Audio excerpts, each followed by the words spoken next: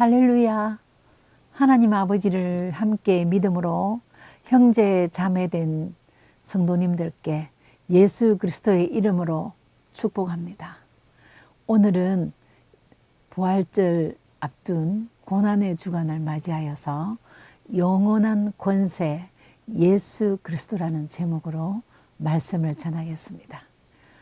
본문은 요한 1서 2장 15절에서 17절 말씀입니다. 요한 1서 2장 15절에서 17절 말씀입니다. 이 세상이나 세상에 있는 것들을 사랑하지 마라. 누구든지 세상을 사랑하면 아버지의 사랑에 그 안에 있지 아니하니. 이는 세상에 있는 모든 것이 육신의 정욕과 안목의 정욕과 이생의 자랑이니 다 아버지께로부터 온 것이 아니요 세상으로부터 온 것이라. 이 세상도 그 정욕도 지나가되 오직 하나님의 뜻을 행하는 자는 영원하리라. 아멘. 예. 자, 오늘은 고난 중간에 예수님을 사형수로 내어준 빌라도와 재판관 빌라도와 예수님을 고발한 유대인과 그럼에도 말없이 순종하신 예수 그리스도에 대하여 말씀을 전하겠습니다. 먼저 빌라도입니다. 빌라도는 나사렛 예수가 태어나기 얼마 전에 지금의 이탈리아 중부지방 본디오라는 지역에서 태어났습니다. 그는 로마 군대에 들어가서 탁월한 지휘력을 가진 장군이었습니다. 그리고 티베리우스 황제와 아주 절친한 관계를 지내고 있었습니다. 그 티베리우스 황제는 성경에 디베료라고 표기 되어 있습니다. 근데 유대지방 사람들은, 유대인들은 독특한 믿음과 아주 그들의 전통적인 그 성품 덕분에 굉장히 다스리기 까다로웠습니다. 그래서 디베료 황제의 신임을 얻은 빌라도가 총독으로 발령을 받았습니다. 그 전에 많은 총독들이 왔다 가고 했는 것 같습니다. 근데 빌라도는 아주 지혜가 뛰어났기 때문에 이 유대인들의 총독으로서 임무를 잘 완수하고 로마 황실의 권력의 중심부에까지 가려는 야무진 꿈이 있었습니다. 그래서 이 빌라도는 유대인들에게 소요가 일어난다든지 밀란이 일어난다든지 해서 티베리오 황제의 심기를 거스리는 것은 절대적으로 막아야 되고 그런 일 없어야 된다고, 참 정치 잘했다고, 잘 다스렸다는 칭찬을 받아야 하는 그런 위치에 놓였습니다. 그렇습니다. 사람이 살아가면서 무엇을 목적으로 하고 살아가는가, 어떤 힘을 의존하며 살아가느냐에 따라서 사람들은요, 그 방향이 달라지고 인생의 질이 달라질 수 있습니다. 그리고 그 힘의 조종을 받게 되는 것입니다. 내가 내 위에 어떤 권세를 두느냐에 따라서 나는 그 권세에 따라서 움직이게 됩니다. 빌라도처럼 로마 황실의 권력의 중심부에 가야 되겠다면 출세에 굉장한 야망을 가지고 세상 권력에 의존하는 사람이 되고, 그 다음 부를 쫓아 내가 거부가 돼야 되겠다고 돈의 힘을 의지한다면 그 사람은 어쩌면 그 돈의 지배를 받는 돈의 노예가 될 수도 있습니다. 그리고 또 명예나 학식이나 이런 것을 쫓아가는 사람들은 참 많은 세월을 허송하게 될 수도 있습니다. 그러나 이 모두가 사람을 많이 움직이게 하는 영향력을 가지고 있지만 영혼을 도와주지 못한다면 그것은 모두 헛것이라고 말할 수 있습니다. 세상에 그 어떤 좋은 것도 영혼을 바로 세우지 못하는 것은 잠시 왔다가 지나가는 것으로서 끝이 있고 깨어질 수 있고 그것을 끝까지 쫓아가면 인생은 실패합니다. 그래서 오늘 본문 요한 1서 2장 17절 말씀에는 이 세상도 그 정욕도 지나가되 오직 하나님의 뜻을 행하는 자는 영원하리라 그랬습니다. 그렇습니다. 우리는 하나님 뜻을 행하는 자, 하나님께 권세, 그 권세를 하나님께 있는 그 권세를 의존하며 살아가야 할 것입니다. 자, 이제 어느 날 6월절이 되기 이틀 전날 저녁에 예수님께서는 제자들과 함께 최후의 만찬을 하고 다음에 이어서 제자들과 함께 가서 산기도를 하고 내려왔습니다. 그 새벽에 예수님은 붙잡혔습니다. 유대의 폭도들에게 붙잡혀서 끝내는 빌라도의 재판정에 들어가게 되었습니다. 그때는 6월절 이제 하루 앞둔 날이었습니다. 그날 아침에 빌라도가 시끄러운 소리를 듣고 나가서 너희가 무슨 일로 이 사람을 고발하느냐 했는데 이 사람은 죄인이다. 이 사람을 판단해달라. 유대인들이 고발을 했습니다. 유대인들 너희들 법이 있지 않느냐. 너희 법대로 해라. 유대인들은 우리는 죄수를 사형할 수 있는 권한이 없으니까 당신이 이 사람을 사형수로 만들어 달라. 이제 이렇게 했습니다. 그때 이제 유대인들은 6월절을 앞두고 죄인과 함께 같은 마당에 서지 않는다고 해서 예수는 저 빌라도 앞에 있는 관정으로 들여보내고 자기들은 밖에 나와 있었습니다. 그때 관정으로 다시 들어간 그 빌라도는 예수님께 물었습니다. 너가 유대인의 왕이냐? 물었습니다. 그때 예수님은 내 나라는 이 세상에 속한 것이 아니라고 이야기했습니다. 이 세상에 속하지 않는 하나님 나라에 대한 복음을 전한 것이었습니다. 그러면 네가 왕이 아니가? 또 이렇게 물었죠. 빌라도 입장에서는 그렇게 물을 수 있죠. 근데 예수님은 당신이 말한 대로 나는 왕이 맞다. 그렇지만 나는 이 세상 나라를 다스리는 왕이 아니라 진리를 정언하기 위해서 태어났고 진리를 정언하기 위해서 세상에 왔는데 무릇 내가 전하는 이 말을 듣는 자는 다 진리에 속한 사람이다. 이런 말을 했습니다. 그러면서 이제 모르는 척하고 빌라도는 도대체 진리가 무슨 말이야? 이러면서 밖으로 또 나가서 나는 이 사람에게 아무 죄도 찾지 못했다라고 말했죠. 근데 6월절 전례대로 한 사람을 놓아주는데 누구를 놓아줘야 되겠느냐고 물었습니다. 예. 그럴 때 바라바라는 아주 악한 죄인이 있었는데 그 죄인을 놓아주고 예수를 죽이라고 요구를 하게 됩니다. 그때 이제 이 사람은 자기가 하나님의 아들이라고 한다. 그리고 우리에게 왕은 가이사 한 사람밖에 없는데 지가 유대인의 왕이라 하는 것은 반역이다. 그러면 이 반역자를 풀어주면 너도 같이 반역자가 되지 않느냐. 이런 막 말을 뱉으면서 바울에게 빨리 이 사람을 사형수로 재판해달라는 그런 요구가 되어집니다. 그때 다시 관정으로 들어와서 예수를 보는 순간 두려움이 생겼습니다. 요한복음 19장 8절에 빌라도는 두려웠다고 적혔습니다. 그때 진짜 메시아가 아닌가, 진짜 하나님의 아들이 아닌가, 이런 생각이 들었습니다. 그래서 19장 9절에 너는 어디로부터 왔느냐, 어디서부터 왔느냐라고 물었을 때 예수님은 그냥 침묵하고 있었습니다. 그랬더니 예수께서 대답하시되 위에서 주지 아니하였다면 나를 해할 권세가 없었으리니 이렇게 대답했는데요. 그거는 빌라도가 내가 너를 죽일 수도 있고 살릴 수도 있는데 왜 아무 말도 안 하고 침묵을 하느냐 이런 뜻입니다. 이 권세는 아주 하나님의 권세를 철저히 믿고 있는 예수 그리스도는요 두렵지 않았습니다. 당당하게 나를 죽이고 살릴 수 있는 권세, 그 어떤 권세도 위에서 주지 아니하면 그런 권세는 없다고 이야기하였습니다. 그렇습니다.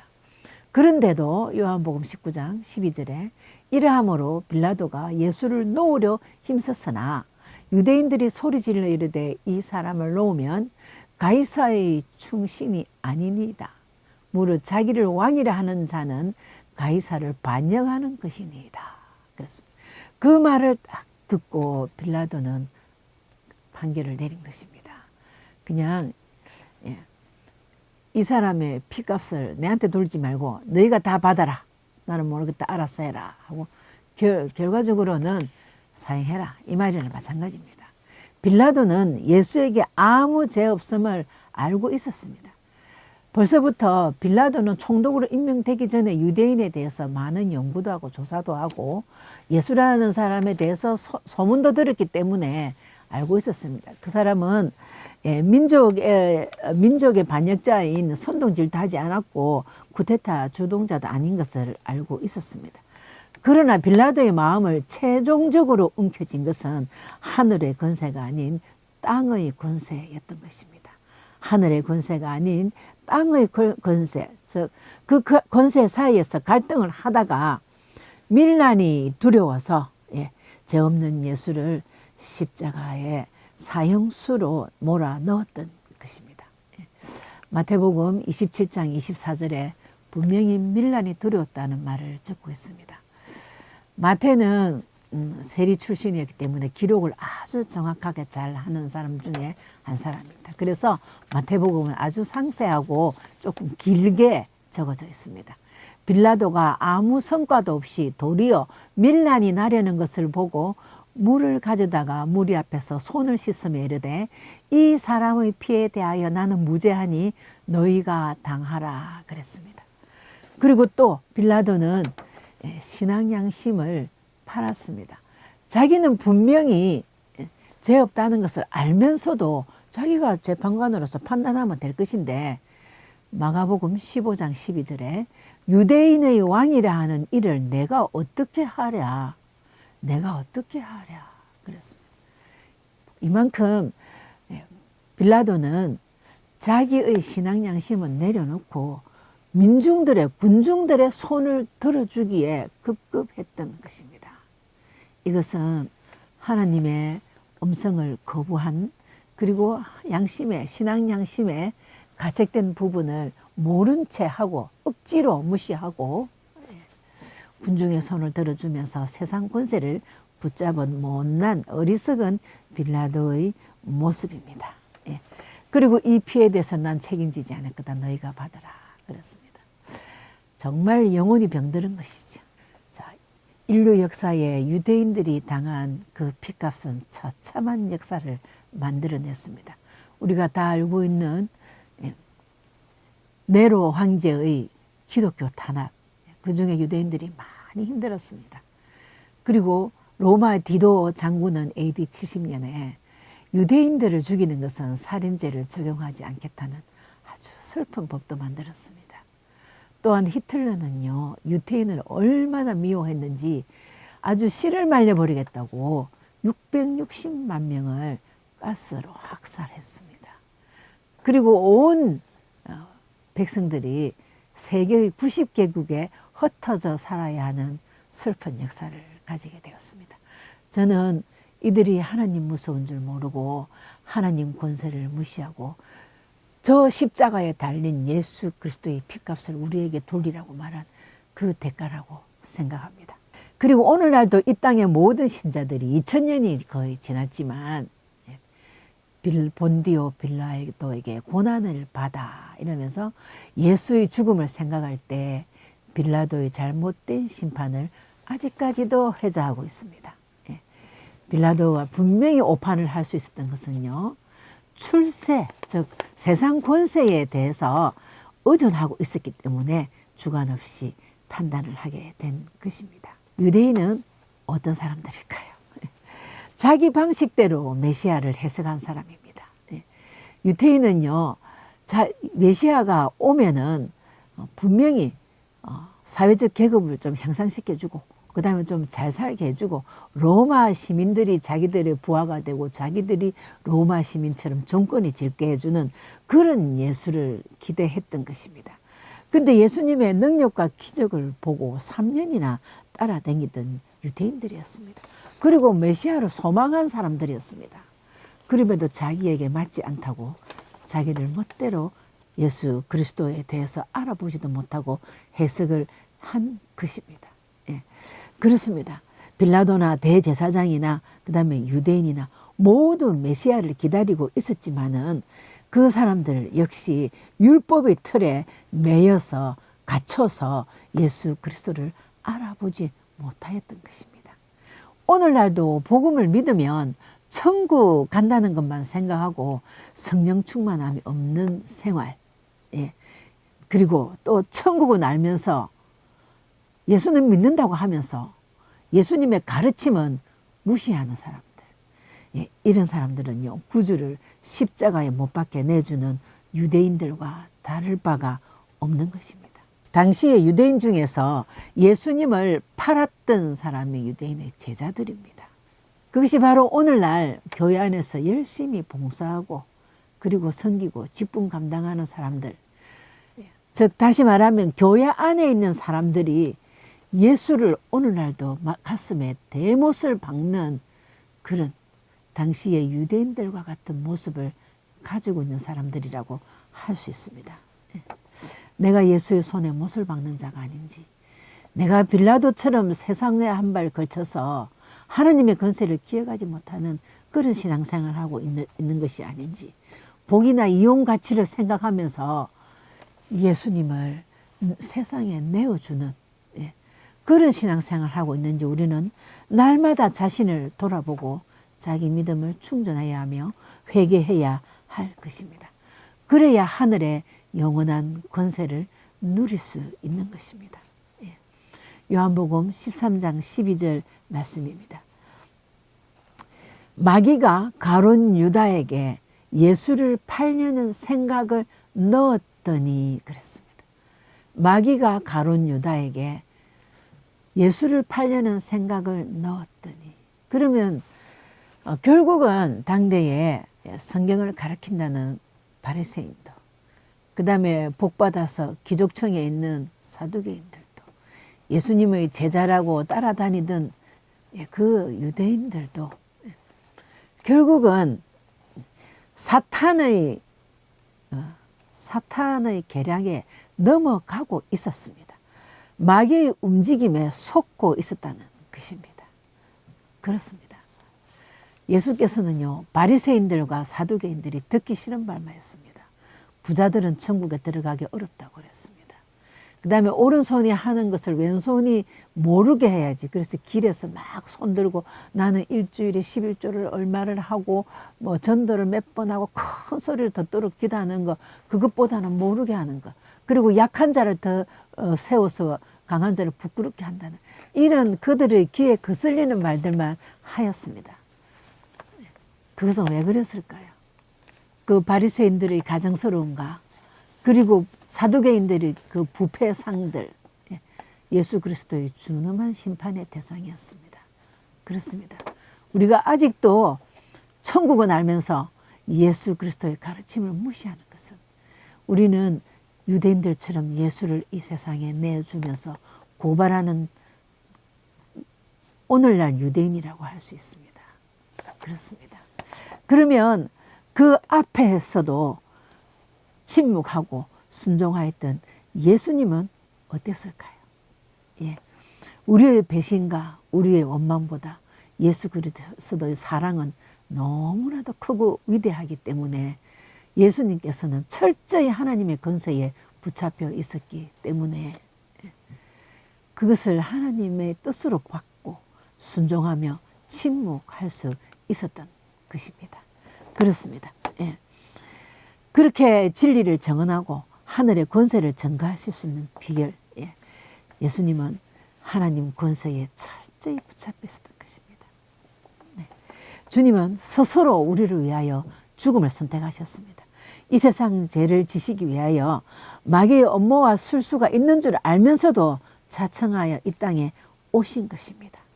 고난의 선잔 앞에서도 침묵했습니다. 순한 양같이 끌려가는, 도살장에 끌려가는 양같이 아무 대항을 하지 않았다고 했습니다. 우리는 하나님의 뜻을 얼마나 기억하십니까? 인류의 구원의 역사를 하나님의 뜻인 것을 기억하시는 예수께서는 침묵하며 순종하며 끝까지 하나님의 권세를 의지한 것이었습니다. 예. 예수님은 가만히 계셔도 하늘의 권세를 누릴 수 있었지만 예수님은 가만히 계시지 않고 적극적으로 하늘의 권세를 믿는 믿음을 보여줬고 쉬지 않고 기도하는 겟세마네 기도를 보여줬습니다. 피땀으로 눈물의 겟세마네 기도가 있었습니다. 자, 우리에게는 겟세마네 기도가 있습니까? 예. 우리는 나의 겟세마네 기도는 언제 했는지, 그 어디 있는지 알지도 못하면서 나를 대항하는 빌라도만 보면 그냥 항변하고 달라들고 혈기 부리진 않았습니까? 그렇게 되면 진리는커녕 자기 중심에 갇혀 있게 됩니다. 하나님의 뜻은 안중에도 없고 유대인과 같은 그런 모습 버릴 수가 없게 되는 것입니다. 그렇습니다. 우리의 신앙 갈등 얼마든지 있을 수 있습니다. 사람의 시선을 의식할 수도 있습니다.